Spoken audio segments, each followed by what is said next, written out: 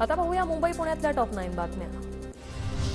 मुंबईच्या किनारपट्टीवर थंड वारे, दिवसभर ढगाळ वातावरण, किमान तापमानात घट, पावसाच्या हलक्या सरी कोसळण्याचा अंदाज।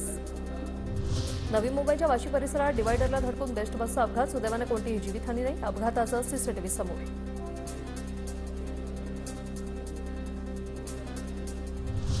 पुलावातील नेवीनगरमध्ये आता पाणी साचणार नाही। नेवीनगर भागात महापालिका नाला रुंदीकरणासह खुलीकरणाचं काम करणार।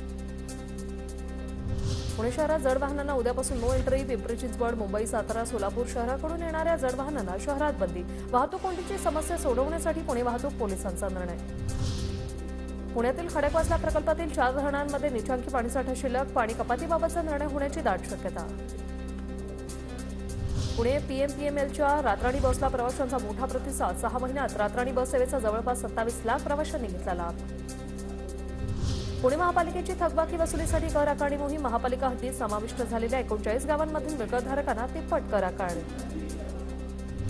मध्य रेल्वेच्या पुणे विभागाची फुकट्या प्रवाशांवर कारवाईची मोहीम तीव्र। फेब्रुवारी महिन्यात 22,000हून अधिक प्रवाशांवर रेल्वेची दंडात्मक कारवाई।